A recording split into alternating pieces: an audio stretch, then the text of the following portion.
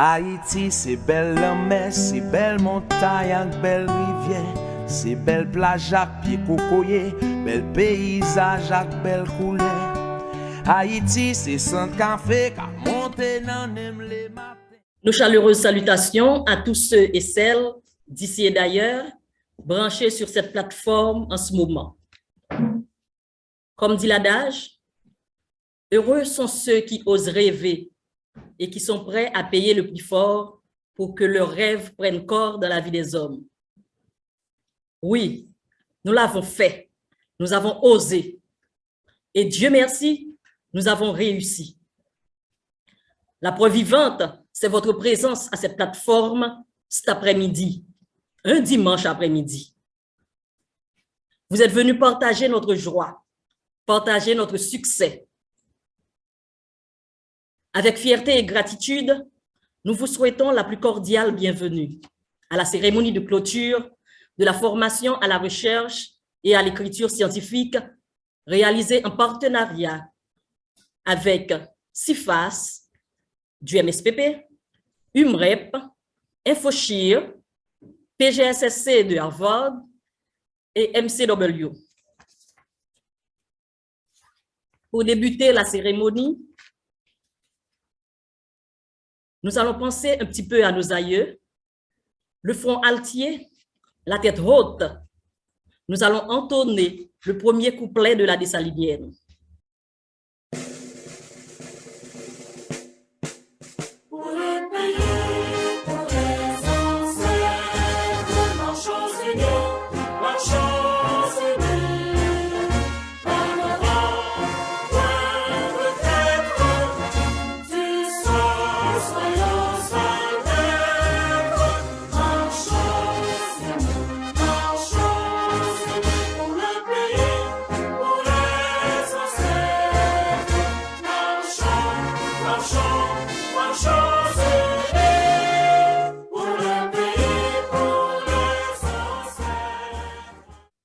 Merci. La recherche scientifique est essentielle à la production de nouvelles connaissances afin de mieux comprendre un phénomène. Elle favorise le développement d'un secteur, d'un pays dans tous les domaines. Ainsi, notre plus grand rêve est l'instauration d'une culture de recherche dans le monde médical haïtien. C'est pour donner corps à ce rêve que nous avons réalisé cette formation. Je cède la parole au directeur du CIFAS, le docteur Frédéric Barraud-Desjean, pour sa mise en contexte. Merci Karine. Je vais vous faire un bref mise en contexte.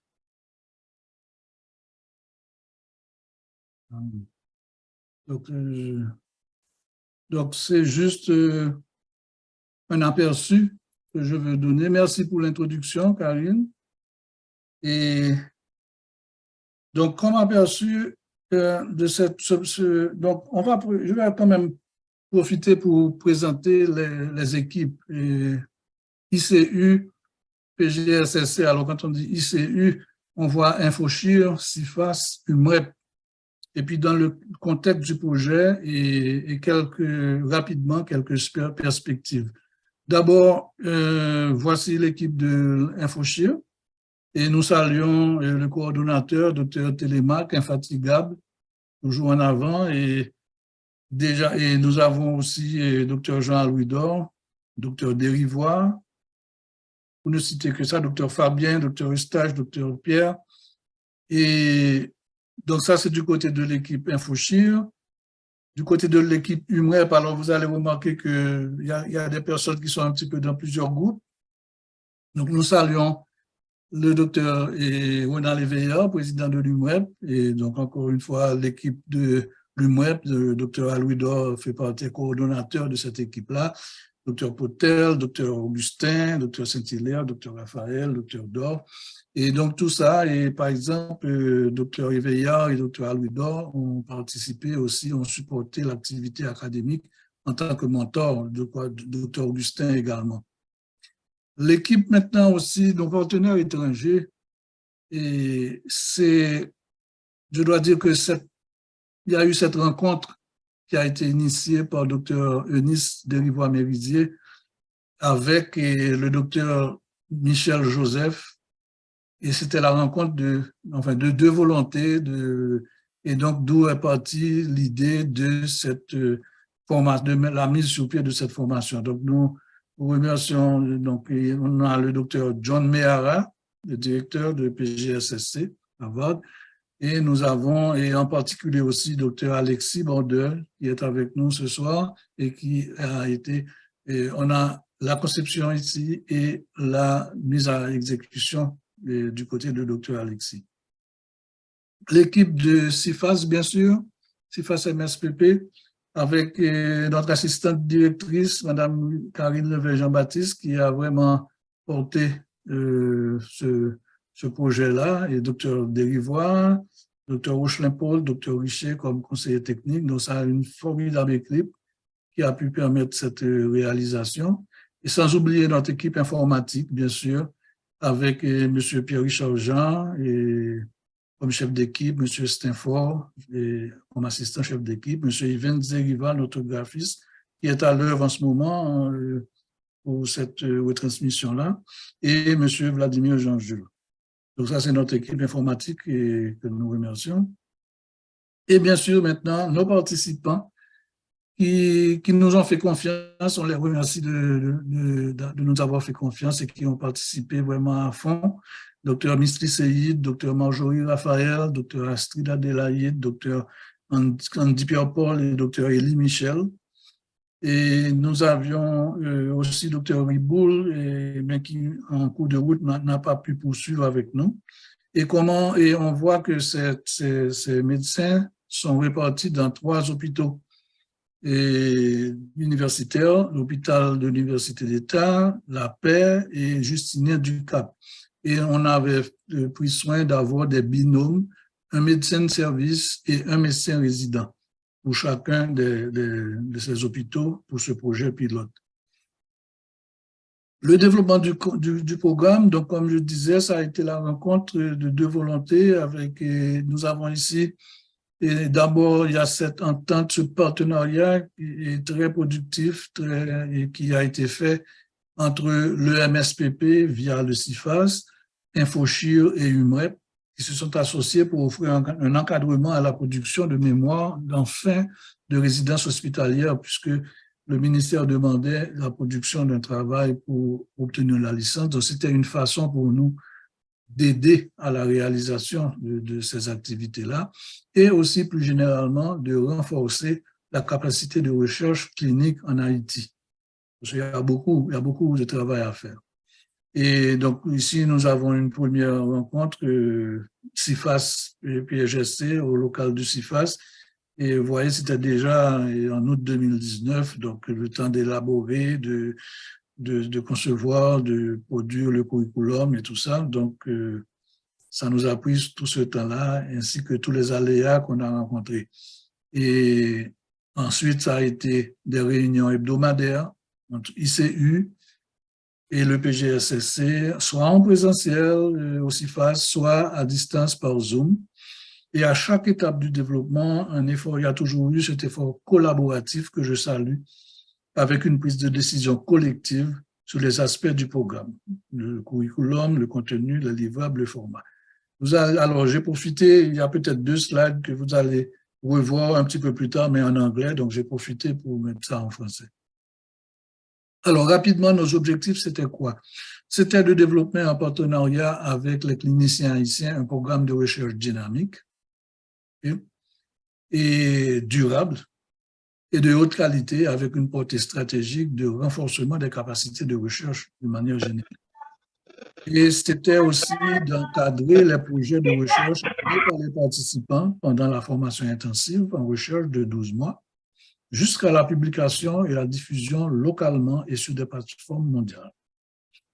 3e objectif, contribuer au développement d'un pool de formateurs en mentorat pour l'accompagnement des travaux de recherche, et ceci pour penser à l'avenir aussi. Et enfin, encourager de manière générale le développement de la recherche en Haïti. Le livrable attendu, c'était que bon, tous les participants obtiennent un certificat de formation, CITI, qu'ils produisent des abstracts et des affiches et un manuscrit pour revue par les pairs. Les perspectives pour terminer. Donc, nous espérons une fidélisation des participants après avoir terminé le cours pour pouvoir continuer à enseigner dans le programme et assister à ce moment-là les mentors des futurs participants. Nous avions eu 4 mentors du côté haïtien et 4 mentors du côté du PGSSC. Et donc, à ce moment-là, pour aboutir de manière générale à développer la recherche clinique à travers Haïti. Et ça a été possible de mener ce projet à terme grâce à un accord qui a eu entre PGSSC et Programme of Global Surgery and Social Change et le MCW, Medical College of Wisconsin, qui a accepté de donner un appui financier à PGSSC pour continuer, pour terminer ce programme, puisque nous arrivions, les délais étaient un petit peu dépassés. Et bien sûr, je veux le souligner, un bénévolat vraiment appréciable de nos mentors et de ICU. ICU, encore une fois, pour InfoShare, CIFAS, Humain. Et donc, la perspective, c'est quoi? C'est là, bien sûr, nous aurons à continuer une recherche active de partenaires pour la durabilité de ce programme de formation sur une base annuelle renouvelable. C'est notre souhait au CIFAS. Et bien sûr, donc, le message est lancé au directeur général pour nous aider justement à trouver des financements pour essayer de continuer à produire cette formation. Et en plus de nos participants, je dois dire que ce programme a intéressé beaucoup de nos jeunes médecins, parce que nous n'avions malheureusement pas la capacité de prendre plus que 6 participants au départ pour ce projet pilote, mais je dois signaler que quand même il y a eu 14 auditeurs libres. C'est dire qu'il y a d'autres personnes, d'autres jeunes qui sont intéressés justement par ce programme. Donc voilà, je m'arrête là pour ne pas être plus long et je vous remercie. Je cède le micro à Madame Jean-Baptiste. Merci, docteur Desjans. En fait, l'essentiel a été dit. Et maintenant, sans plus tarder, nous allons passer en fait la vidéo d'Alexis parlant du curriculum.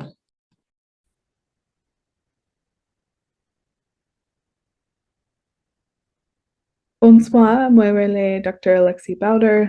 It's my pleasure today to be here. I am a general surgery resident at the Medical College of Wisconsin and was a research fellow with the program in Global Surgery and Social Change. And today I'd really like to talk about the development and the content of the curriculum of this pilot project.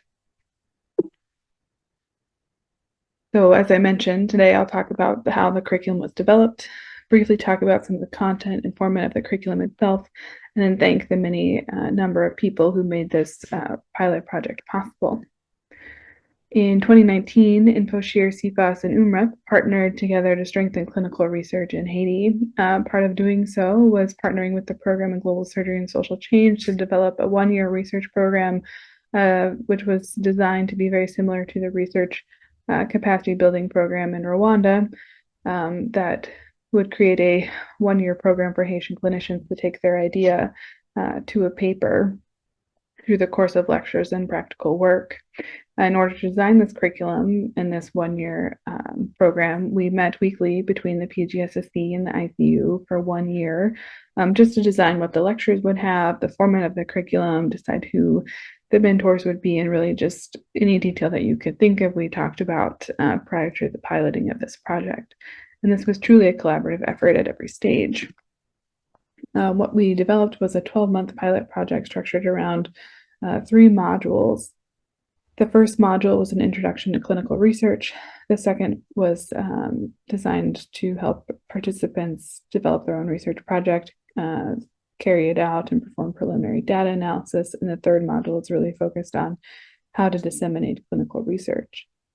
This program and curriculum was delivered via live and recorded virtual sessions, and participants from each of the 3 Haitian institutions worked in pairs to develop a research question, collect and analyze data, and write up their conclusions, with 2 mentors, a mentor from Haiti and a mentor from abroad. These are our first 6 participants. As you can see, they came from 3 institutions, Achuyach, Achuje, and Lapai. And this is an example of the content for each of the modules. So in module 1, we really focused on what clinical research is, the importance of ethics in research, how to perform a literature review, how to interpret a paper, and the participants designed their own research questions after performing their own literature reviews. In module 2, we really focused on designing a research proposal, completing an ethics proposal, and then focused on data collection and data analysis with including lectures on basic statistics. In module 3, we had participants learn how to write an abstract, design a research poster, and then practice presenting their work to their fellow participants. And the hope is that we will eventually take this work and use the lectures that they got on writing a manuscript to write formal manuscripts for these projects. Again, this is a more focused on the content itself. You can see that in addition to the lectures and the themes of each module, we also had practical parts to each module. So as I mentioned, as participants were learning about clinical research and ethics, they were completing ethics training. As they were learning about literature reviews and developing research questions, they were performing literature reviews themselves and developing their own research questions. And then by the end of this first module, they had their question that they would take for the rest of the year. And we also included assessments and milestones throughout each module. For module 1, one of them was completing CITI training, which is an ethics training used in the US and other countries to ensure that those performing research are doing it in a way that protects participants as well. And then we also had them take a quiz on the different types of clinical research and research ethics. When we step away from the broad picture of what the curriculum looked at and just take a second to look at what it was for a week in the curriculum for the participants and the mentors themselves. On Monday, we usually released the lectures. On Tuesday, Wednesday, and Thursday, participants would work on their own and with their mentors through WhatsApp to work on whatever assignments there were for that week or for that month. And then on Saturdays, we would hold office hours and talk with the participants about the lecture of that week and or any questions they had about their specific research projects themselves. The curriculum had sort of 6 objectives or deliverables. The first was the completion of the CITI training, which all the participants have done. The second was designing a research project proposal, which again, the participants have completed. The third was submitting an IRB proposal to the National Haitian IRB. The fourth was writing and submitting abstracts to international conferences. The fifth is presenting scientific posters. And the last is to submit articles to open access journals. As you can see, we've completed a number of the objectives or deliverables of the initial curriculum design and have a few left to go. And then finally, there's some things that make this curriculum really unique. I think the first is that it was designed to be given over 1 year in 3 modules, but we found that there often needs to be a little bit of flexibility in that time frame, just given some of the challenges with research that happens all over the world and that it can't be as quick as we'd like it sometimes. The second is that mentoring throughout the course of the project was really important for this project's success. And I would state that the Haitian mentors were integral to this process, and without them, the participants and this project would not have succeeded. And finally, the last part is that we can hope to transfer these clinical research ideas and projects that our participants have completed into peer-reviewed publications. This probably would not happen within the timeframe of the curriculum that we piloted, but the hope is that in the coming years, we'll have these papers from this pilot curriculum published. Finally, I'd just like to say it's truly been an honor to be a part of this work and this group, and there are so many people that have made this possible. I'd like to thank the entire CFAS team, specifically Dr. Dejean, Dr. Derevois, Madame Jean-Baptiste, who really have pushed this curriculum forward. I'd like to thank the members of InfoShare, Dr. Telemaque, specifically has been very instrumental throughout the entire process. And UMREP, I'd like to thank Dr. Eviar, Dr. Alidor, and Dr. Augustine for serving as Haitian mentors throughout the course of this curriculum, and Dr. Alidor for really leading office hours every Saturday and making this possible. And then members of the PGSSC team, this project has been a little bit longer than anticipated, but we've had members sort of spanning the entire time. And I think Dr. Ava O'Brien and Dr. Michelle Joseph were instrumental in making this project happen, as well as Dr. Lartigue and Gabrielle. And then finally, I think the participants have worked tremendously hard to get to this point today, and I want to congratulate them on all of their hard work. I've been very impressed the entire time with their efforts, and I am so happy and thankful I got to work with all of them. Thank you so much. Ça fait nous un pile plaisir, Alexis, pour nous entendre voir quand même. Et ça, moi-même, moi tiens à ce que moi dis pour vous, c'est que vous sont qu'aucune chaîne femme, parce que vous menez formation pendant que vous enceinte. Et vraiment, il n'est pas facile pour vous, et surtout que c'est une nouvelle expérience. Et nous te faisons en pile exigence tout, parce que nous te voulons que toute bagaille était bien passée. Alexis, nous disons chapeau, et nous disons merci en pile pour tout ce qu'on fait. Je vais continuer avec le programme. Tu as quelque chose à dire, docteur Desjans? Ça va? On peut continuer? Oui, bien sûr, on continue. Merci. D'accord. Maintenant, je vais vous parler un petit peu de la mise en œuvre du curriculum. Certes, nous avons eu le curriculum qui a été créé. Attendez-moi un moment. Est-ce que ça va? Vous arrivez à bien voir? D'accord, merci. Je disais que réellement, il y a eu plusieurs rencontres entre les différentes entités. Et c'est ensemble que nous avons décidé de réaliser une formation sur la recherche et l'écriture scientifique. Premièrement, ce qu'on a fait, c'est qu'on a créé un comité de curriculum et qui avait les représentants des 4 entités.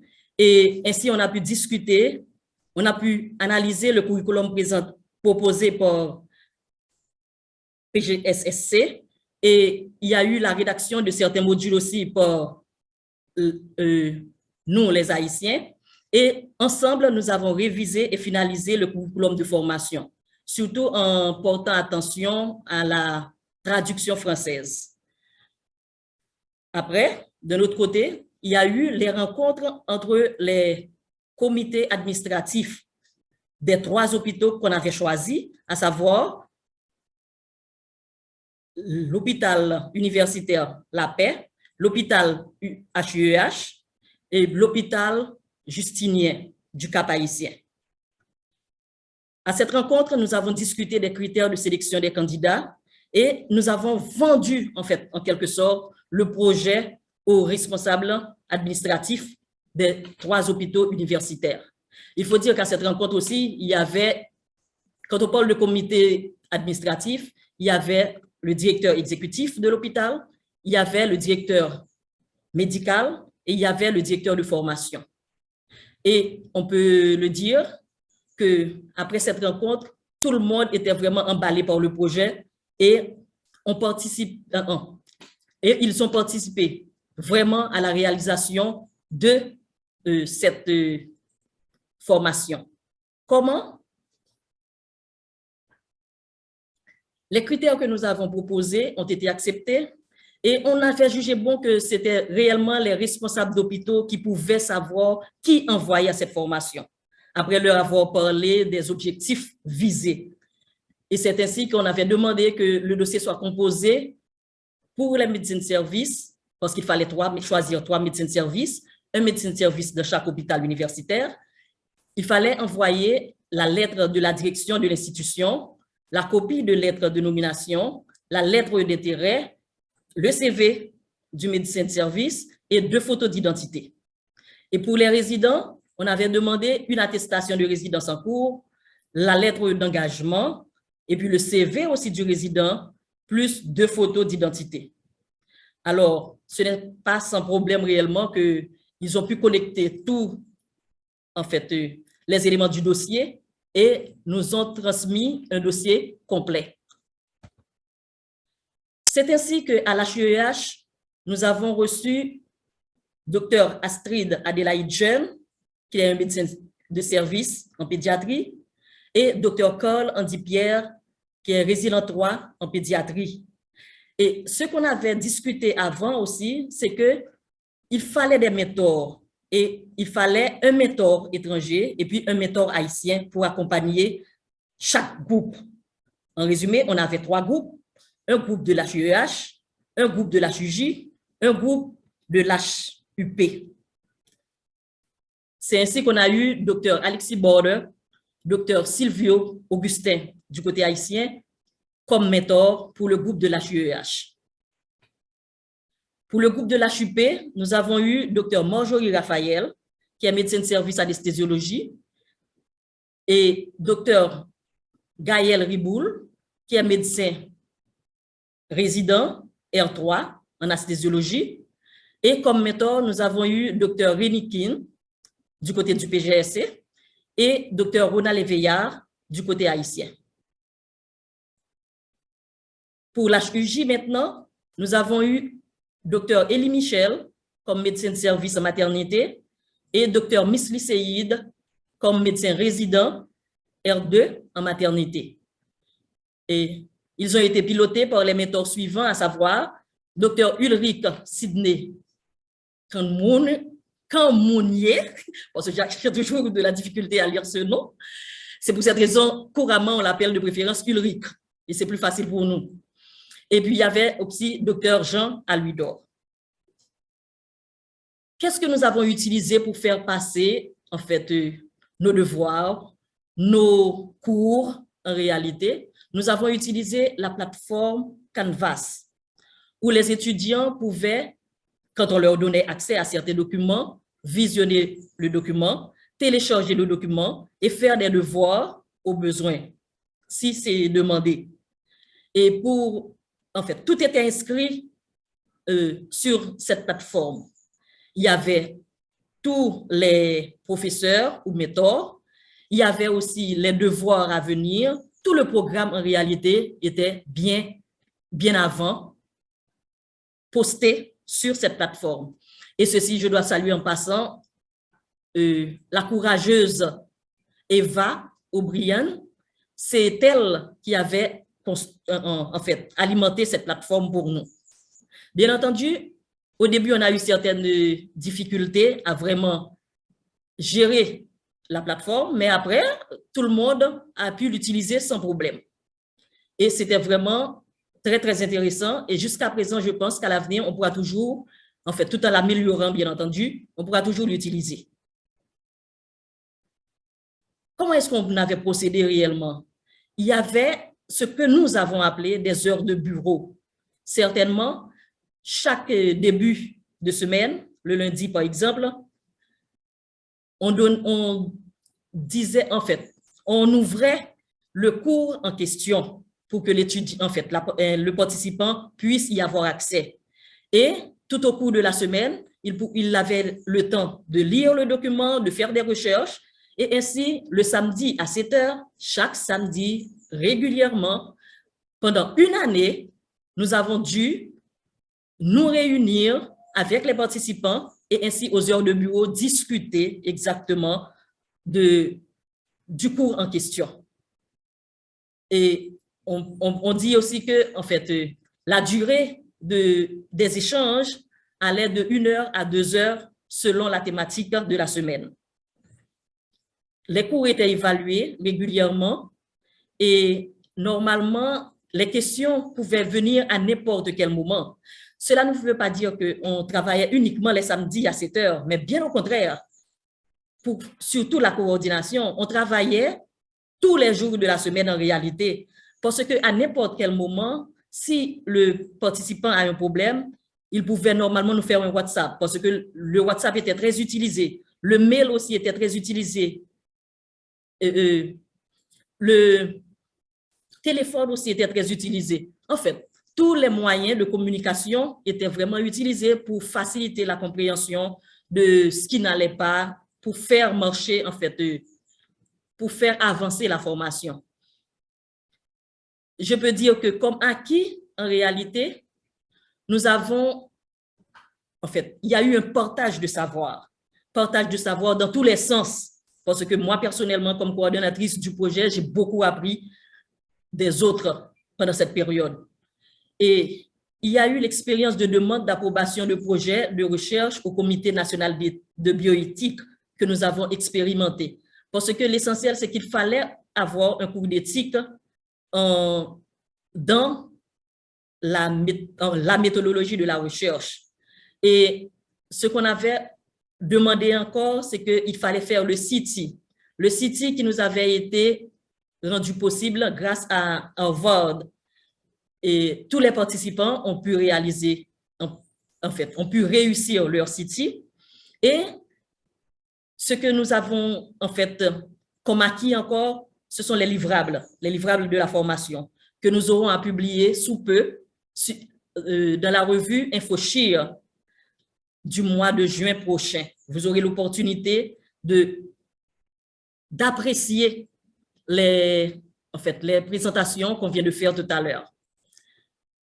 Il y a eu aussi l'engagement des participants à continuer l'expérience avec nous, mais cette fois-ci, ils seront des mentors, et des mentors qui seront toujours encadrés par les mentors seniors, de façon à ce qu'ils aient beaucoup plus de poigne pour pouvoir mieux, en fait, bien encadrer les nouveaux venus. C'est-à-dire que nous espérons déjà avoir une nouvelle cohorte, parce que cette cohorte était déjà une cohorte pionnière, bien entendu, mais maintenant, nous allons vraiment, après l'évaluation, voir comment nous stabiliser et faire un programme de formation continue dans ce sens-là. Maintenant, nous pouvons dire que il y a l'existence d'un noyau de chercheurs pouvant aider à l'instauration d'une culture de recherche dans le monde médical haïtien, comme nous l'espérons de tout cœur. L'essentiel aussi, c'est que nous avons fait l'expérience du partenariat. Et parlant de partenariat, nous disons longue vie à ce partenariat, et parce que nous avons besoin de ce partenariat pour continuer à former des chercheurs en Haïti. Je fais une petite récapitulation avec ce tableau. Je vous montre le nombre d'enseignants que nous avons eus, à savoir 9 enseignants. En fait, je parle des enseignants officiels. Nous avons eu 6 participants et nous avons eu des auditeurs. Ça, c'est un autre groupe. La formation ne s'est pas déroulée uniquement pour 6 participants. En fait, les 6 participants étaient officiels, mais nous avons eu des auditeurs, ce que nous appelons auditeurs directs et des auditeurs en différé. Comme auditeurs directs, nous avons eu 8 auditeurs directs et comme auditeurs en différé, qui était surtout un groupe de l'HUJ qui était très intéressé en fait au programme, mais c'est dommage que nous n'avions pas pu les accepter directement comme participants. Alors là, nous avons eu 6 auditeurs en différé. On les envoyait les cours et eux, ils réagissaient. Et l'essentiel, c'est qu'ils ont pu avoir leur cours d'éthique. Ils ont réussi leur cours d'éthique parce qu'on y tenait. Ça, c'est le modèle de certificat que nous avons eu, que nous avons reçu après le cours de CITI. Chaque participant a reçu un certificat qui prouve que, normalement, il avait suivi le cours de CITI, le cours d'éthique. Et parlant du cours d'éthique, je tiens à remercier le docteur Gérald Lerbourg, qui fut notre professeur d'éthique en recherche. Et réellement, il a été un mentor exceptionnel. Et c'est le président, je peux dire, du CNB, qui est le Comité national de bioéthique. Et c'est lui vraiment qui nous a encadrés lors de en fait, la soumission des dossiers pour avoir l'approbation, nous facilitant la recherche.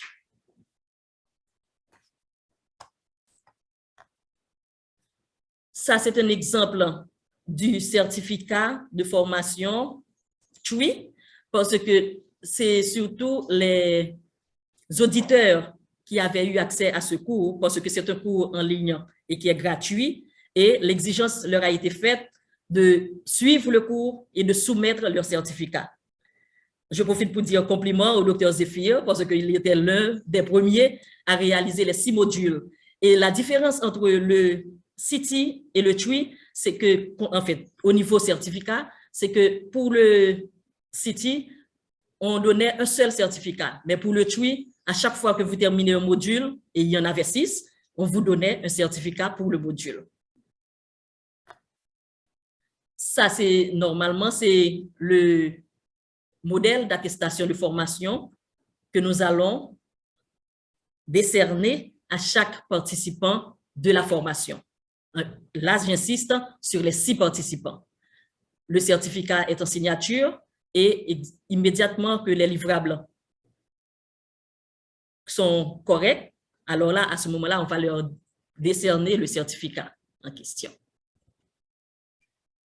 Je vous remercie. Je pense que si vous avez des questions, étant donné que l'heure nous fait la guerre, il n'y a pas de problème. Vous pouvez les inscrire dans le chat et puis consulter aussi nous les envoyer sur l'adresse cifas@mspp.gouv.ht et ainsi, nous allons vous répondre.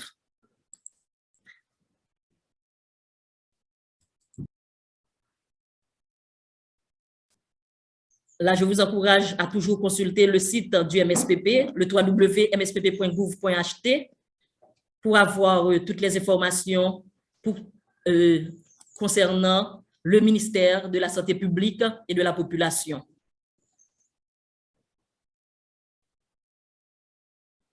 On continue maintenant avec le programme. Je vous remercie pour votre écoute. Et n'oubliez pas de nous poser des questions à n'importe quel moment.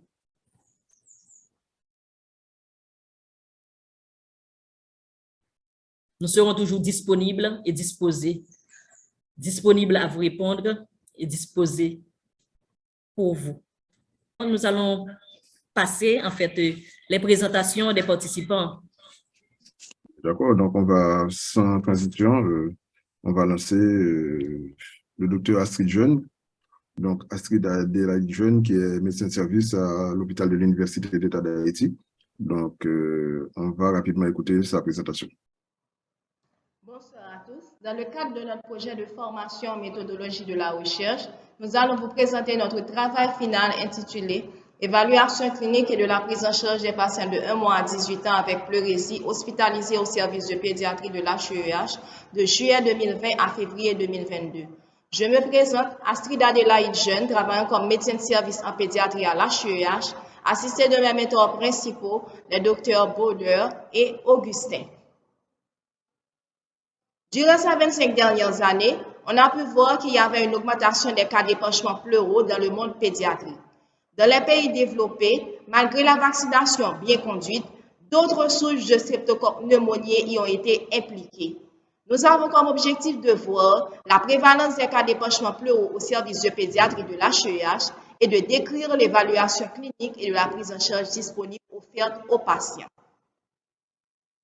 Voilà le plan que nous suivrons. Après le séisme du 12 janvier 2010, 2 études publiées en Haïti montraient une augmentation des cas d'épanchement pleuraux en pédiatrie. L'une à l'HEEH montrant 27 cas sur une année et l'autre à l'hôpital Nos Petits Frères et Sœurs montrant 54 cas avec une prévalence de 10% pour les patients hospitalisés. Le MSPP a vu donc qu'il était nécessaire d'élargir le programme vaccinal national en y ajoutant le vaccin pentavalent et quelques années après, le vaccin contre le pneumocoque. Cependant, nos institutions publiques peinent à fonctionner car il n'est que 2,6% du budget national qui leur est alloué pour leur fonctionnement. La population avec ressources limitées doit donc avoir une cotisation pour obtenir les investigations paracliniques et la prise en charge. Cette dernière répond-elle aux recommandations internationales? Pour réaliser cette étude, nous avons d'abord écrit à la direction médicale pour obtenir leur autorisation tout en garantissant le respect de la confidentialité des patients. C'est une étude descriptive rétrospective s'étalant sur 18 mois environ. Elle concerne la population pédiatrique hospitalisée âgée de 1 mois à 18 ans. Ils sont exclus les causes extrapulmonaires et non infectieuses. Pour la collecte des données, on a utilisé un questionnaire anonyme et nous allons voir la prévalence des épanchements pleuraux, les investigations paracliniques et la prise en charge offerte à la HUEH. Le traitement des données s'est fait avec les logiciels Excel et Jamovi. Nous avons d'abord consulté le cahier des cas hospitalisés montrant une quarantaine de patients avec pleuropneumonie. 36 dossiers sont retrouvés, donc 4 avec des informations manquantes. La prévalence pour les patients hospitalisés était de 3%. L'âge moyen des patients est de 7,3 ans, la médiane 5,5 ans, pour un intervalle allant de 10 mois à 16 ans. La population masculine prédomine dans 56% des cas et les patients étaient venus avec les motifs de fièvre dans 100% des cas, suivi de la dyspnée de 97,2% des cas et par ordre décroissant des toux, des douleurs thoraciques et abdominales. Il est important de connaître le statut vaccinal des patients de notre cohorte. 28% avaient une vaccination complète, 61% avaient une vaccination incomplète, mais malheureusement, on ne précisait pas quel vaccin qui était omis dans les dossiers. 69,53% des patients avec vaccination incomplète avaient un empiène. Le temps était réalisé dans 50% des cas et on avait pu réaliser les cultures dans 77,8% des cas dans les laboratoires externes de la HUEH, car cet examen n'est pas disponible dans cette institution universitaire. Les cultures étaient revenues stériles dans 71,4% des cas et on avait des conclusions qui ne précisaient pas les agents pathogènes. Ils disaient seulement cocci dans 14,28% des cas. Ce n'est que dans 14,28% des cas qu'on a pu voir le corps agent pathogène, le staphylocoque aureus. Comme pathologie plus fréquemment associée, on avait la tuberculose et la mucoviscidose dans 5,6% des cas chacune. On n'a eu que seul décès dans notre cohorte. Les patients hospitalisés ont pu bénéficier d'examens paracliniques. 77,1% avaient un hémogramme complet, dont 71,9% avec une anémie et 43,3% avec une leucocytose. La COVID-19 était retrouvée dans 19,4% des cas et ce test intranasal était revenu négatif pour tous les patients. Voilà les prix des différentes imageries. On a 95% des patients qui ont pu bénéficier d'une radiographie, dont 75% pendant les premières 48 heures, et on avait pu réaliser la sonographie dans 25% des patients. Il est important de dire que 8,3% des patients venaient avec les résultats des sonographies pendant les premières 48 heures des institutions de référence. On a pu réaliser la sonographie entre le 8e et le 15e jour dans un plus fort pourcentage à la HUEH, représenté par 8,3% de patients. Le temps d'hospitalisation moyen avoisine 30 jours et les patients, dès leur arrivée, ont pu bénéficier d'une double antibiothérapie faite de céptriaxone associée à la clindamycine ou d'autres molécules dans 94,4% des cas. On avait utilisé la céptriaxone uniquement dans 5,6% des cas. Les patients ont pu évoluer sans drain dans 72,2% des cas. On a pu placer le drain dans 22,2% des cas, parfois tardivement, et la thoracotomie était réalisée à l'HUM dans 5,56% des cas, car cette prise en charge n'est pas disponible à la HUEH. Si nous comparons notre étude avec le protocole américain, du point de vue antibiothérapie, elle la rejoint car elle y associe deux molécules, à savoir céptriaxone et clindamycine. Il faut être important de dire que le protocole américain également propose amoxicilline plus acide clavulanique. Ce protocole a été rédigé parce que les études ont montré que majoritairement on retrouvait le streptocoque pneumoniae. La céfotaxime, c'est une autre céphalosporine de 3e génération que l'étude d'Espagne utilise également. La corticothérapie est utilisée uniquement dans l'étude d'Espagne dans le but de réduire l'adhérence pleurale. Le drain isolé est utilisé dans notre étude en Haïti, dans le protocole américain et dans l'étude multicentrique d'Espagne. Mais il est important de dire qu'on essaie d'associer maintenant les agents fibrinolytiques afin de réduire en Amérique et en Espagne l'adhérence pleurale et le temps d'hospitalisation des patients. Le ventilathoracotomie sont les alternatives chirurgicales proposées lorsqu'il y a des cas complexes ou du moins lorsqu'il y a échec au traitement suscité. La thoracotomie est disponible à l'HUM Donc, nous devons référer les patients pour la prise en charge. Cette étude nous permet de conclure que la prévalence des pneumonies est de 3%. L'antibiothérapie est double dans 94,4% des cas, rejoignant le protocole américain et l'étude d'Espagne, mais malheureusement, les agents pathogènes ne sont pas identifiés car les cultures reviennent stériles et de plus, cet examen ne peut pas être réalisé dans cette institution universitaire. Il est indispensable d'avoir des milieux de culture et des techniques moléculaires adaptées pour meilleure identification des agents pathogènes. On doit sensibiliser également le personnel médical à encourager la réalisation de la sonographie qui est l'examen le plus sensible. On a pu voir qu'elle a été faite seulement dans 25% des cas et que la radiographie a été effectuée dans 95% des cas. Y a-t-il un lien entre la vaccination incomplète et la survenue d'un PM? C'est une interrogation importante à laquelle nous ne pouvons pas répondre car les vaccins omis ne sont pas précisés dans les dossiers. Le temps d'hospitalisation est prolongé 30 jours sans même utilisation de la thoracotomie. Est-ce que ceci serait lié à la détection des cas complexes tardivement? Nous suggérons donc de reprendre l'étude avec un échantillon plus large et de tenir compte de nos résultats et de nos recommandations. Voilà la bibliographie utilisée.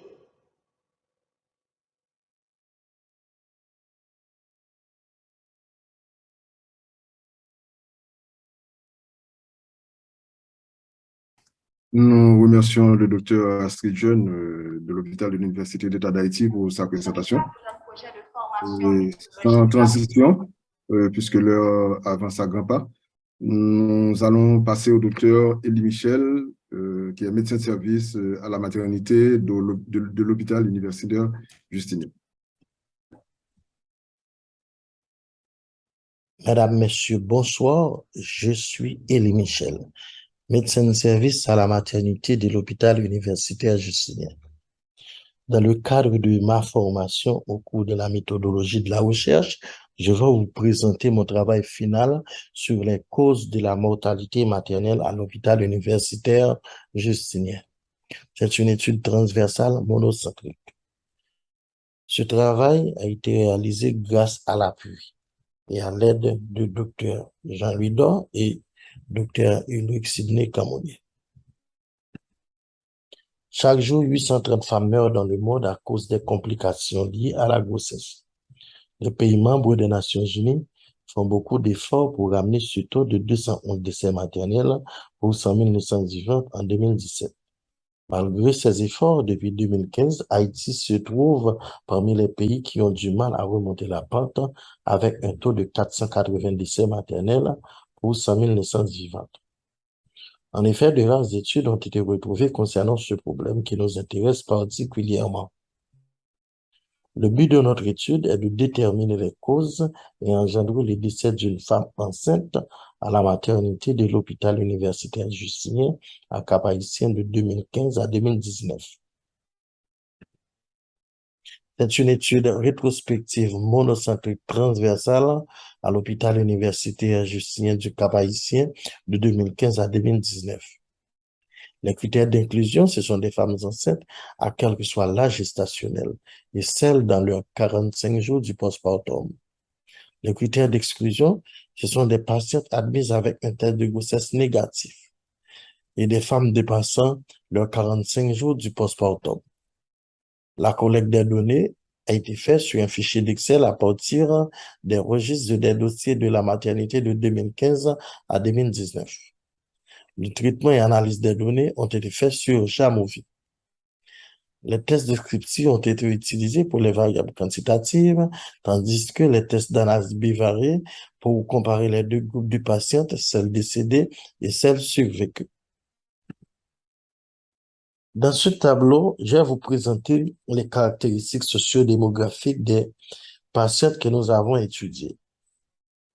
3 observations retiennent notre attention. 92,9% des patients étudiés habitent en dehors de la ville. Et 65,4% des patients étudiés n'avaient aucune information dans leur dossier concernant leur croyance. et 73,3% des patients étudiés vivent en couple. 68,4% des patients ont toute une activité économique. J'ai représenté le tableau numéro 2 à propos des facteurs de risque du décès maternel à l'hôpital universitaire Justinien. Dans ce tableau, nous allons démontrer seulement la force et le sens des variables qui sont statistiquement significatifs. 4 facteurs de risque ont été retenus.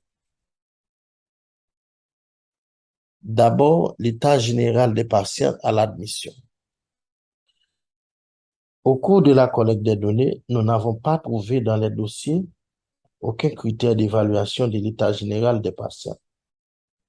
L'évaluation des prestataires de soins était portée sur 3 niveaux. Bon, passable, mauvais. Et ceci a été fait selon leur appréciation clinique.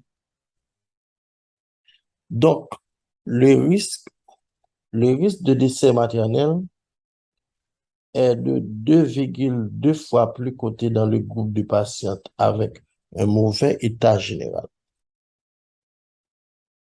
Concernant les complications du travail, donc le risque de décès maternel est de 15,6 fois plus élevé dans le groupe de femmes enceintes qui ont un travail compliqué. Concernant la grossesse associée à une autre pathologie, le risque de décès maternel est de 18,8 fois plus élevé dans le groupe de femmes qui ont une pathologie associée à leur grossesse. Ensuite, la césarienne, comparé à l'accouchement vaginal, le risque de décès maternel est de 11,3 fois plus élevé, 11,3 fois plus élevé dans le groupe de femmes enceintes ayant bénéficié d'une section césarienne.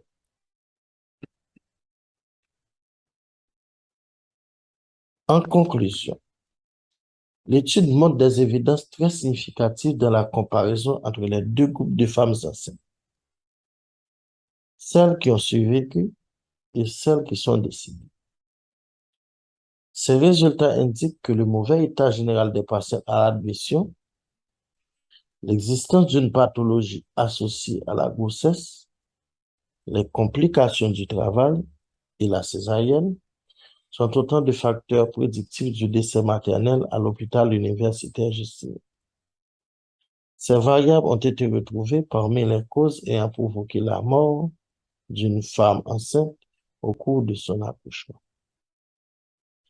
Compte tenu des limitations de notre enquête, dossiers non retrouvés, données manquantes, etc., une étude expérimentale sur les causes des décès maternels est à envisager. Elle pourrait bien fournir beaucoup plus de données sur la vérité qui entoure ce phénomène à l'hôpital universitaire Justinien. La bibliographie.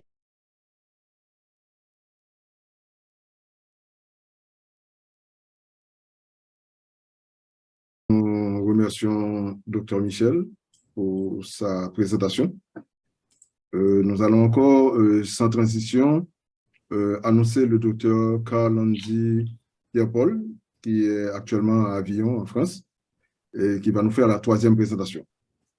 Bonjour à tous. Dans le cadre de mon projet final de la formation en méthodologie de la recherche et en rédaction scientifique, j'ai le plaisir de vous présenter mon projet intitulé « Approche holistique de la prise en charge des enfants drépanocytaires avec crise vaso-occlusive à l'hôpital de l'Université d'État d'Haïti ». Je suis Jean-Karl-Andy Pierre-Paul, médecin pédiatre formé à l'HUEH. Voici le plan que nous allons suivre. L'anémie falciforme se réfère au groupe des hémoglobinopathies caractérisées par une mutation dans laquelle l'acide glutamique est remplacé par la valine au niveau de la chaîne bêta de la globine en position 6 sur le chromosome 11.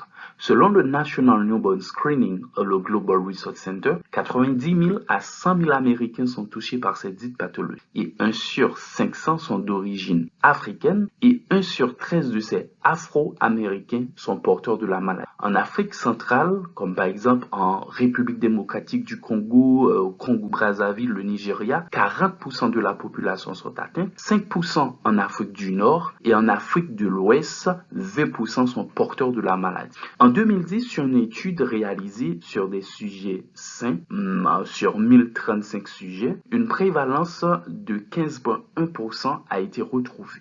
En novembre 2012, sur une étude réalisée à l'hôpital Saint-Damien sur 2258 nouveau-nés, on a retrouvé une prévalence de 10,9% pour les nouveau-nés avec traits drépanocytaires et une prévalence des 0,44% pour ceux avec une forme homozygote. Mis à part ces deux études sur la prévalence de la maladie en Haïti, aucune autre n'a été retrouvée dans la littérature, surtout sur la prise en charge des enfants cyclémiques avec crise vaso-occlusive. À l'HUH, dans notre protocole de prise en charge, on utilise soit l'hyperhydratation, soit les analgésiques et parfois on a recours à ces deux types de traitements devant un enfant avec crise vaso-occlusive.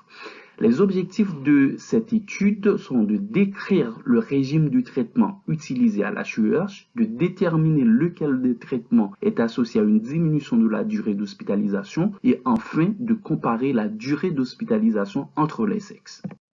Il s'agit d'une étude rétrospective allant de juin 2020 à juin 2021. 846 patients ont été répertoriés et parmi ces 846, 56 étaient des patients cyclémiques. 35 dossiers ont été retrouvés contre 21 et sont exclus les enfants cyclémiques mais hospitalisés dans un autre contexte autre que les crises vaso-occlusives. Sont également exclus les enfants pour qui le diagnostic de drépanocytose était probable et sont inclus les enfants drépanocytaires âgés de 2 ans à 17 ans. Les données ont été collectées au moyen d'une fiche d'exploitation et les analyses ont été faites sur le logiciel Excel et Jamovi. Les tests statistiques utilisés, c'était les tests F de Fisher et le t-test. Sur les 35 patients étudiés, on a une prédominance féminine et l'âge moyen était de 9,49 ans et la durée d'hospitalisation moyenne était de 5,97 jours. 54% de nos patients avaient bénéficié d'un traitement à base d'analgésique contre 17% à base d'hyperhydratation et 29% à base de traitement mixte. Et la molécule analgésique la plus utilisée était le paracétamol dans 84,2% des cas. Le sexe masculin a une durée d'hospitalisation moyenne de 5,81 jours contre 6,11 jours pour le sexe féminin. Une différence qui est statistiquement non significative. Pour le groupe qui n'a reçu que les analgésiques, la durée d'hospitalisation moyenne était de 6,26 jours contre 5 et 6 jours pour ceux qui ont bénéficié respectivement de l'hyperhydratation seule et de traitement mixte. Et avec un p-value de 0,463, cette différence est statistiquement non significative. Au moyen de nos résultats précités, on peut dire que peu importe le traitement utilisé, peu importe le sexe, la durée d'hospitalisation ne change pas et les analgésiques sont de loin le traitement le plus utilisé dans les cas de crise vaso-occlusive. La durée d'hospitalisation moyenne est de 5,97 jours avec un maximum de 11 jours pour un minimum de 3 jours. On constate à travers les données statistiques que les analgésiques sont de loin le traitement le plus utilisé dans les crises vaso-occlusives et la molécule analgésique la plus utilisée est le paracétamol. Mais on se demande est-ce que cette utilisation massive du paracétamol n'est pas due à cause de notre limitation par rapport aux accès des molécules contre la douleur, car on sait que les crises vaso-occlusives sont des douleurs atroces, des douleurs intenables. On se demande pourquoi les résidents se sont-ils arrêtés seulement au paracétamol et n'ont eu à faire usage du tramadol que dans 5% des cas. Des conclusions plus poussées ne peuvent se faire par rapport à la taille de l'étude, par rapport à la variabilité statistique, d'où les limites de notre étude et j'exhorte aux résidents à ne pas hésiter de demander des avis auprès de la clinique de la douleur à l'HUH dans le but de bien gérer les crises douloureuses pour le bien-être de nos petits enfants. Ici, ce sont les références qui m'ont permis de réaliser ce travail. Je remercie mes deux principaux mentors, les docteurs Augustin et Alexis. Je remercie également le docteur Yviard, le docteur Aluidor, Miss Réveil pour le support et les autres participants, les docteurs Jeune, docteur Raphaël, docteur Seyd et docteur Michel. Je suis prêt maintenant pour les questions. questions, commentaires et suggestions. Merci, docteur Pierre-Paul, pour cette présentation. Nous allons passer maintenant au docteur Marjorie Raphaël, qui est médecin anesthésologiste à l'hôpital universitaire La Paix, qui va nous faire la 4e présentation du jour. Bonsoir, je suis Marjorie Raphaël, médecin anesthésiste à l'hôpital universitaire La Paix et médecin ergologue aux unités douleurs de l'HEH et de l'HEP. Dans le cadre du programme de formation en méthodologie de la recherche, je vais vous présenter mon projet final qui s'intitule « État des lieux de la prise en charge de la douleur des patients cancéreux en soins primaires, une enquête transversale auprès des médecins de ville de la zone métropolitaine de Port-au-Prince, Haïti, de janvier 2022 à mai 2022. »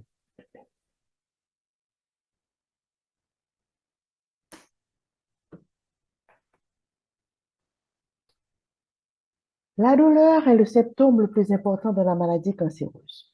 Elle peut être présente à tous les stades de la maladie.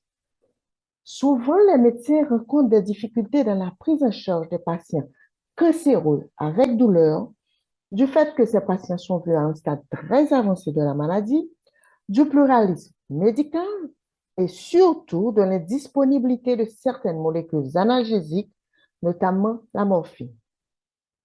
Il existe de nombreuses lacunes dans le domaine, telles un manque d'études concernant la prise en charge de la douleur en Haïti, un manque de connaissances des praticiens et surtout des prescriptions inadéquates par peur des effets secondaires.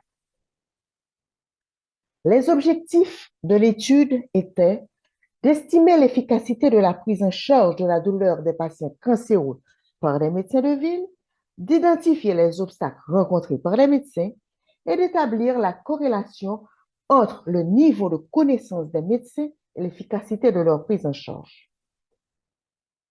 C'est une étude transversale descriptive menée dans la zone métropolitaine de Port-au-Prince, Haïti, où étaient inclus les médecins spécialistes et généralistes travaillant dans les cabinets de la zone métropolitaine et étaient exclus les médecins travaillant uniquement en milieu hospitalier.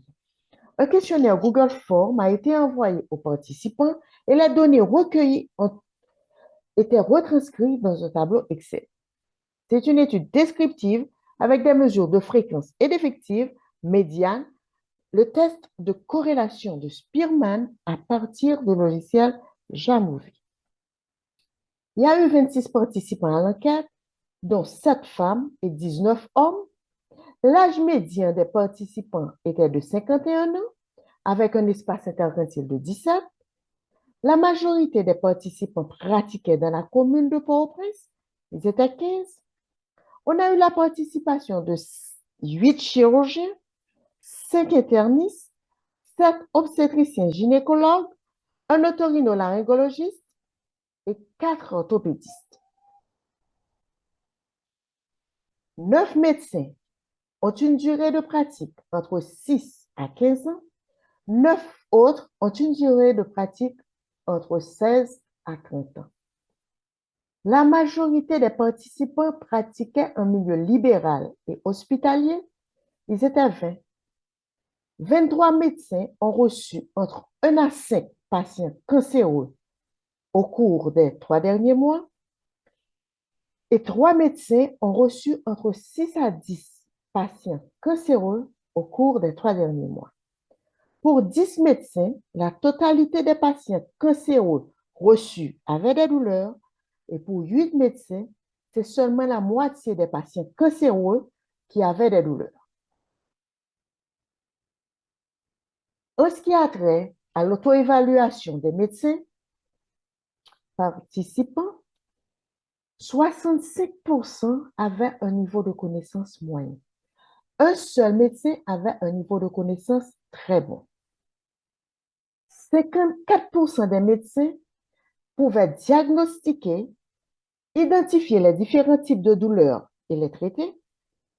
65% des médecins disent qu'ils rencontraient parfois des difficultés à soulager la douleur des patients Et seulement 2 médecins disent que très souvent, ils avaient des difficultés à soulager la douleur des patients. 50% des médecins sont restés neutres en ce qui a trait à l'efficacité de leur prise en charge. Un seul médecin était très efficace. Concernant le niveau d'expérience des participants dans la prise en charge de la douleur, en ce qui a trait aux difficultés rencontrées, pour 50% des médecins, c'était un suivi irrégulier. Pour 35%, c'était la morphinophobie. Pour 31%, c'était un manque de formation. 46% des médecins disent n'avoir jamais utilisé un outil d'évaluation de la douleur. Seulement 15% des médecins disent qu'ils ont toujours utilisé un outil d'évaluation de la douleur. Concernant les médicaments prescrits, les antalgiques, on a remarqué que le tramadol était le plus prescrit. 46% des médecins le prescrivaient. Il y a eu 19% des médecins à prescrire de la morphine. 58% des médecins disent qu'ils ont recours à l'avis d'un spécialiste quand ils avaient un patient dont l'état nécessitait une prescription de morphine. 31% des médecins disent qu'ils prescrivaient la morphine. Concernant le niveau de formation des participants, 69% des médecins disent qu'ils ont eu une formation en prise en charge de la douleur. Pour 42%, c'était une formation autodidacte. Pour 15%, c'était une formation initiale à la faculté de médecine et seulement 4% des médecins disent qu'ils ont eu une formation diplômante. 25 médecins des 26 participants ont souhaité recevoir une formation en prise en charge de la douleur.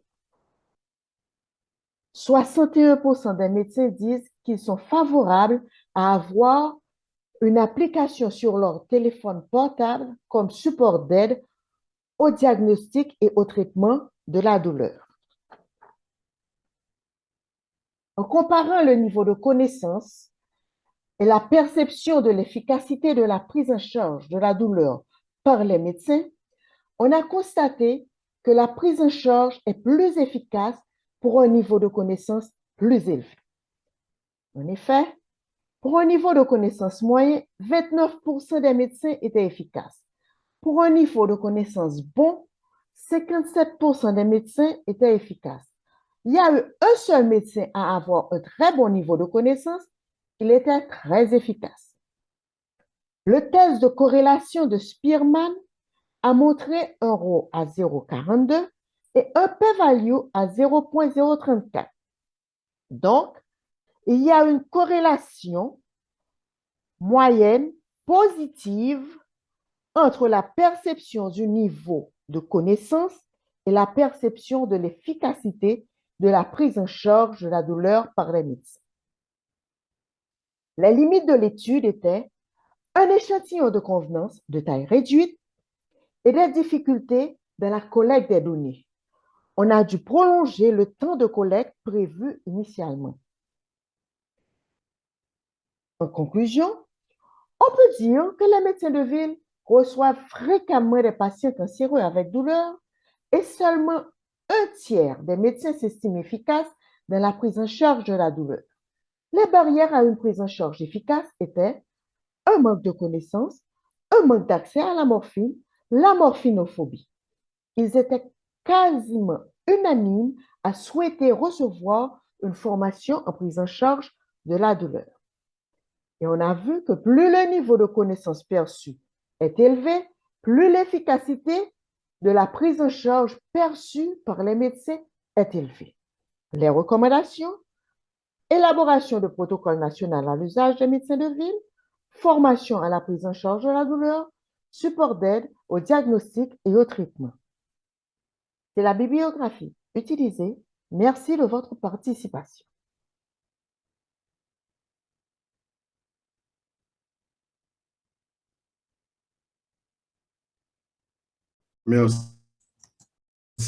Merci beaucoup, Dr. Raphaël, pour votre présentation. Et nous on conclut avec la dernière présentation de cette série avec le docteur Misli Seyid de l'hôpital universitaire Justinien.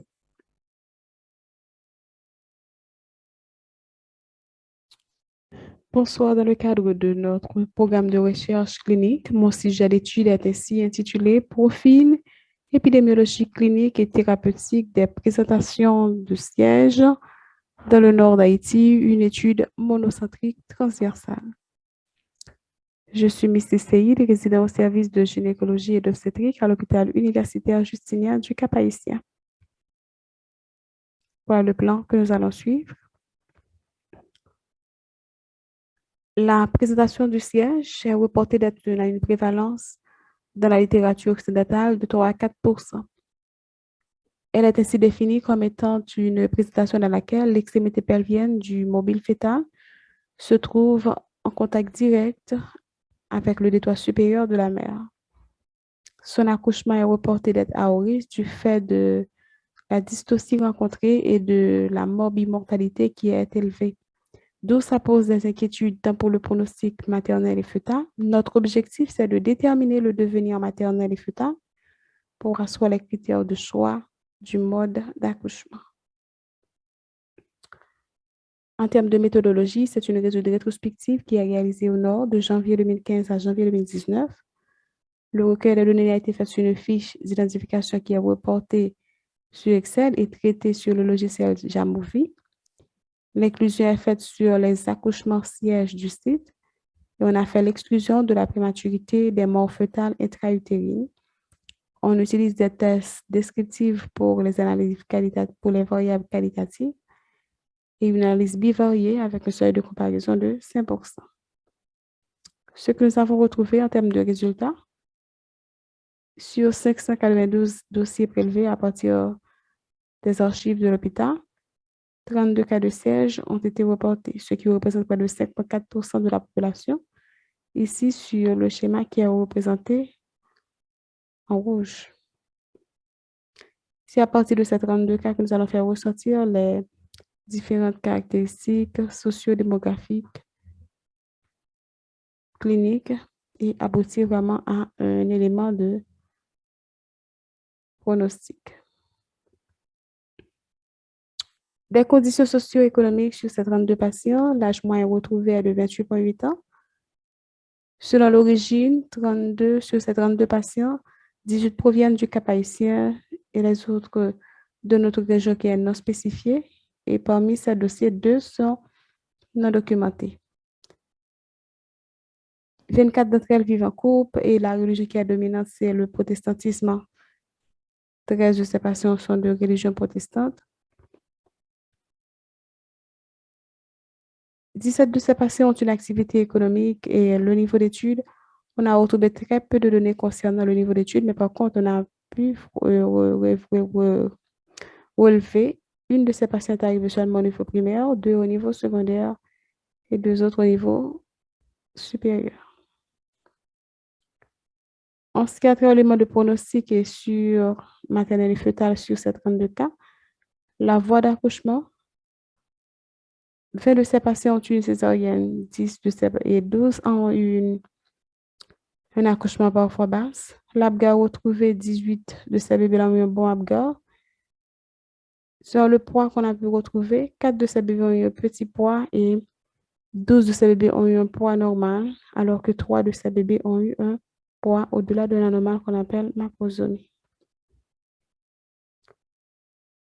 En ce qui a trait au mode d'accouchement par rapport à la présentation du siège, on a pu prélever l'âge de ces femmes-là entre ceux qui ont plus de 25 ans et ceux qui ont moins de 25 ans, la durée du travail, le nombre de fois que la personne a accouché.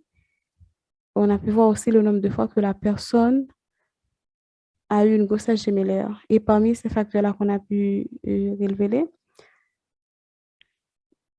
on a pu repérer seulement les complications maternelles fœtales. Par contre, on ne peut pas vraiment spécifier lesquelles étaient les complications. On a pu voir que ce soit pour la voie vaginale ou la voie césarisée, on a pu retrouver que de 13 cas de ces patients ont eu des complications au cours de leur travail.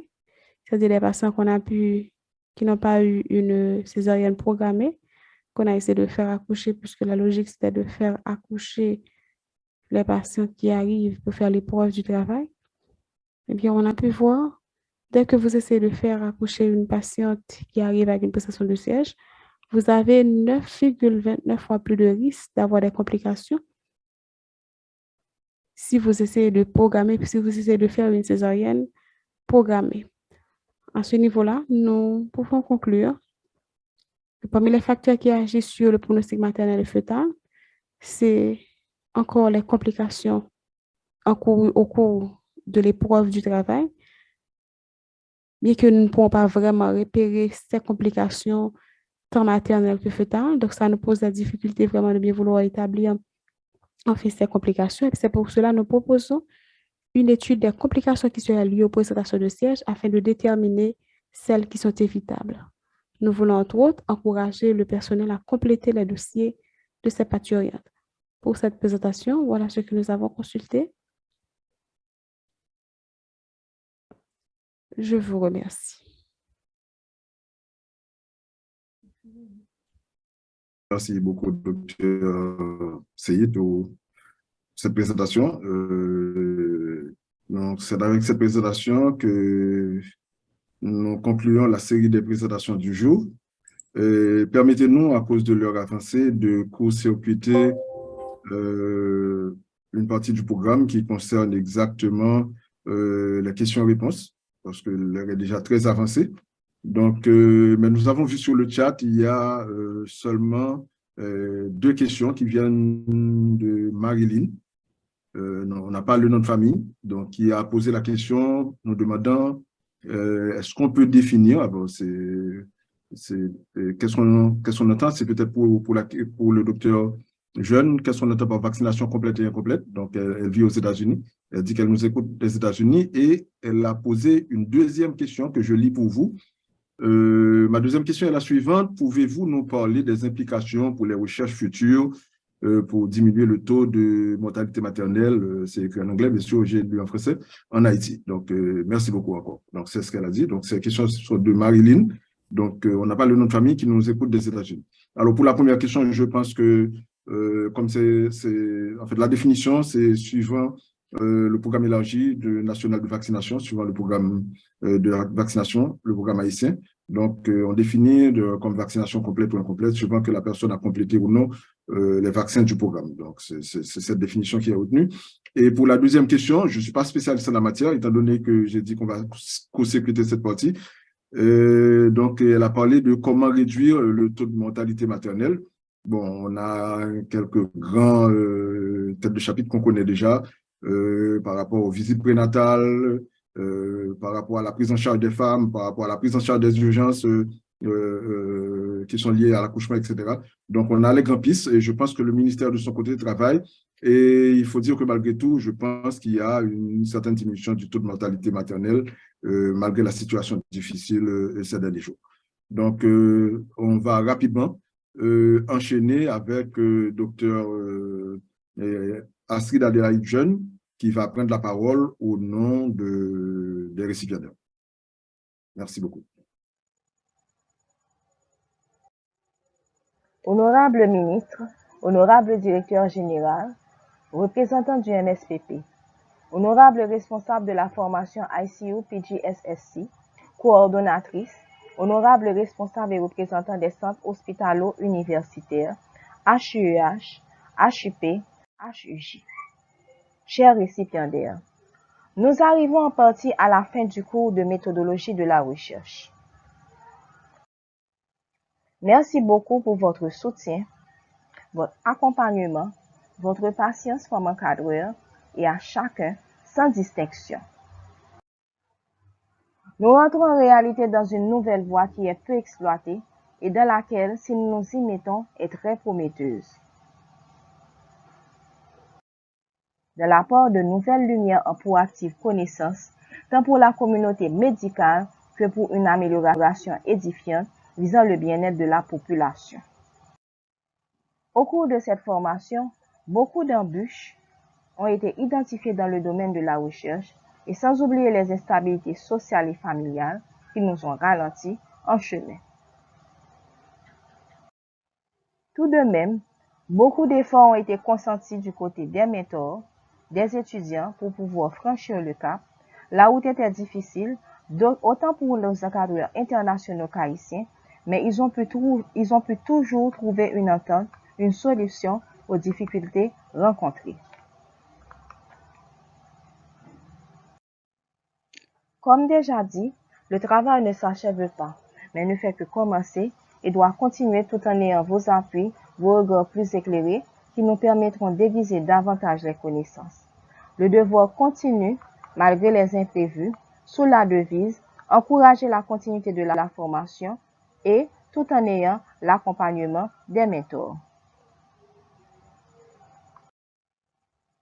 Les compétences et les connaissances acquises grâce aux efforts déployés ne sont pas vains et nous espérons élargir le cadre. Votre enseignement nous a illuminés, nous permettra de fournir des éclats et à allumer d'autres flambeaux.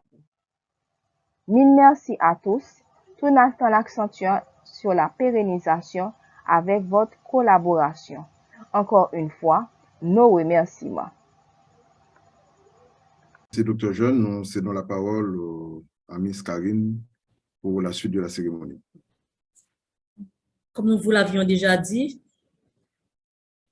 c'est que cette formation a pu être réalisée grâce à un partenariat entre plusieurs entités, à savoir l'Infoshir, UMREP, le CIFAS, MSPP, et le MCW et le PGSSC de Harvard.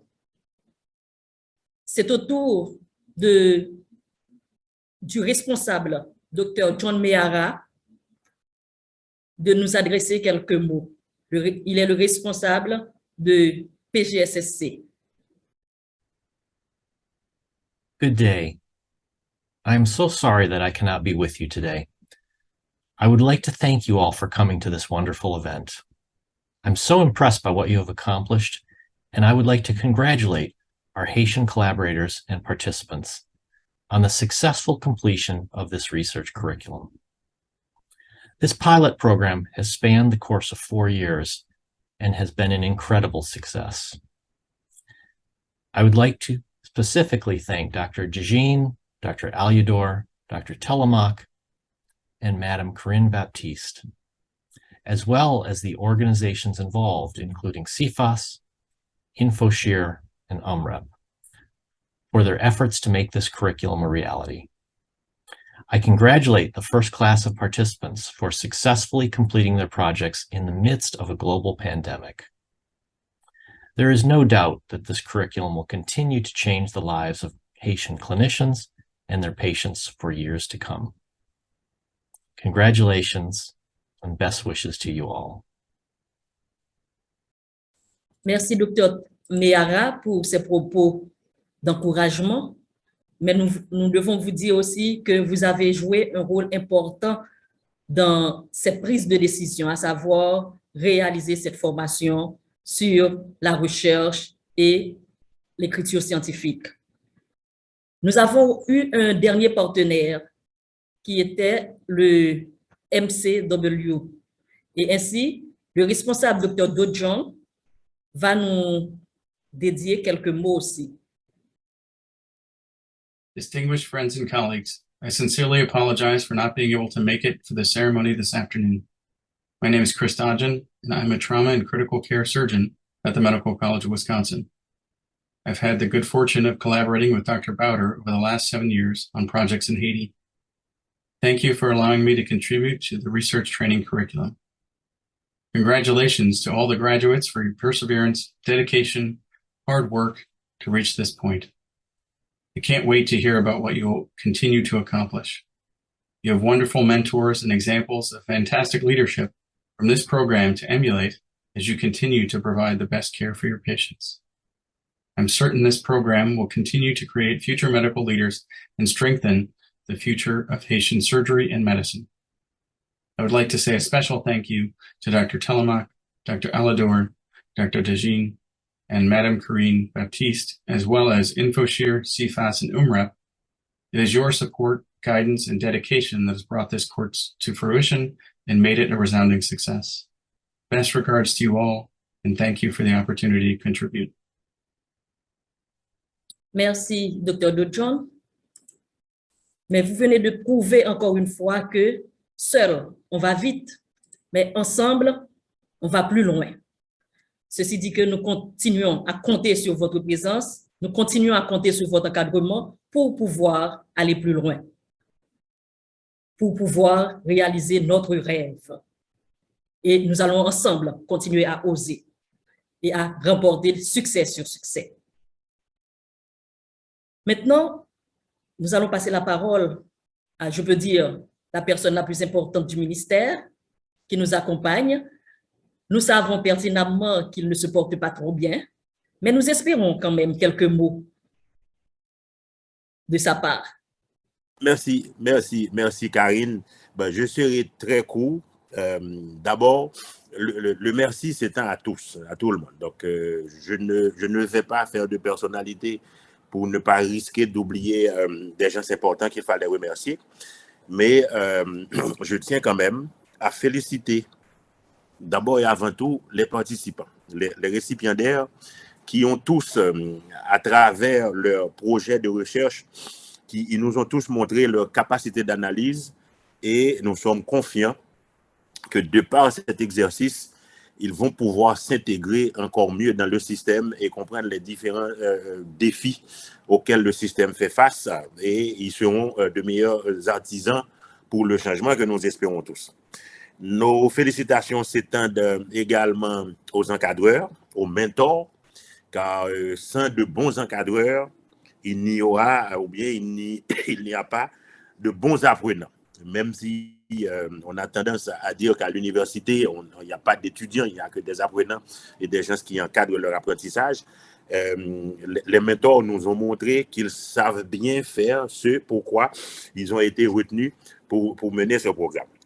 Le remerciement va aussi vers ceux qui ont contribué à faire de ce programme une réussite. Je voudrais ceux qui ont financé le programme, les partenaires techniques, ceux qui ont mis leur temps, leur expérience et leur dynamisme dans ce programme, mais surtout ceux qui ont mis de l'argent pour permettre à ce programme d'exister et pour donner l'espoir d'une continuation. Et le docteur Desjean, dans ses propos, a dit qu'il souhaite que le DG du ministère accompagne CIFAS dans la recherche de nouveaux fonds pour continuer, pour maintenir le programme à flot. Ce serait donc avec un réel plaisir que la direction générale du ministère accompagnerait le CIFAS dans toutes les démarches pour une telle activité. Et CIFAS n'a pas failli à sa mission. CIFAS a contribué à rehausser l'éclat de la formation et c'est tout à l'honneur des dirigeants de CIFAS, particulièrement son directeur et à toi, Karine, infatigable Karine. Nous n'avons que le réflexe d'enlever notre chapeau pour vous. Ceci dit, encore une fois, ça a été un excellent moment d'après-midi passé avec vous. À tout le monde et à tous ceux qui nous ont fait l'honneur de nous accompagner en ligne, vos partenaires étrangers, ceux qui sont loin de nous. Il y a même un participant qui est en Europe, donc on sait qu'il est pratiquement minuit maintenant là où il est en France, donc il a tenu à participer et à présenter son projet. Donc félicitations à tous ces jeunes qui nous ont montré combien la troisième, j'allais dire la troisième voie, mais disons plutôt le troisième bras de l'université, donc la recherche, parce qu'on a vu que dans notre formation de médecin, de scientifique ou bien d'universitaire, s'il y a un aspect qui semble faire défaut, c'est l'aspect recherche. Donc, c'est avec un réel sentiment de bonheur, si vous voulez, ou même de satisfaction, que nous accueillons ces initiatives et nous souhaitons que ça dure le plus longtemps possible pour permettre à tous nos jeunes scientifiques d'avoir été une fois au moins dans leur vie exposés à l'exercice de l'écriture scientifique et pour nous permettre de combler, si vous voulez, cette lacune qui n'est que trop criante dans notre formation en Haïti. Donc, merci à tous, particulièrement à vous, cher mentor, particulièrement à vous, chers responsables du programme. Donc, bravo et encore chapeau. Merci, Monsieur le Directeur général. Prompt rétablissement à vous. Vos propos sont très encourageants et vont nous donner vraiment des ailes pour continuer à avancer. Merci. Nous ne saurions terminer sans remercier tous les participants, sans remercier nos partenaires et sans remercier spécialement tous ceux qui nous ont accompagnés cet après-midi de cette fête de joie, de succès. Alors, je passe la parole au docteur Desjans, tout simplement pour finir. Juste un mot pour clore.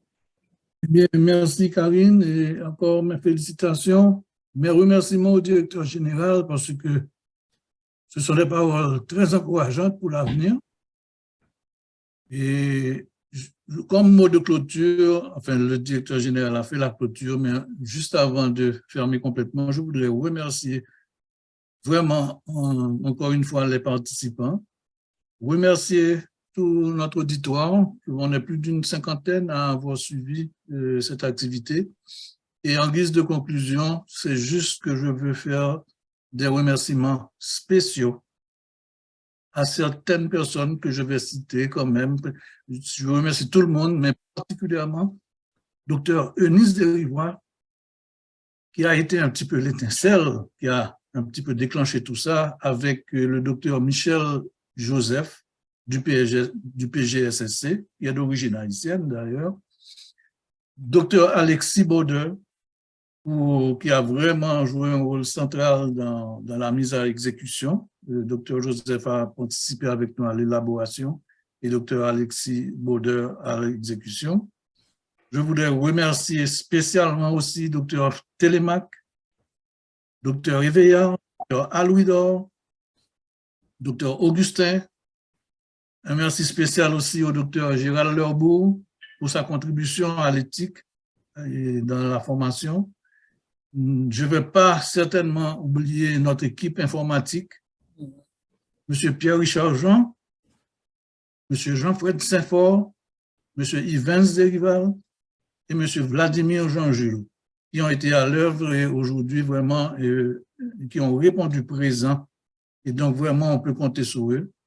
Et bien entendu, nos partenaires étrangers, Dr John Meara, Dr Christopher Dodjon. Et pour terminer, je vais certainement adresser un remerciement tout spécial à notre assistante directrice du CIFAS, Madame Karine Réveil Jean-Baptiste, qui a été infatigable, comme le directeur général l'a souligné, et qui vraiment a porté ce projet à cœur. Donc, merci à tous encore une fois. Merci encore, docteur Desjans, mais on ne doit pas oublier Assumptia Tayana, qui a fait la traduction pour nous plusieurs fois. Alors là, merci Tayana. Et puis à bientôt tout le monde.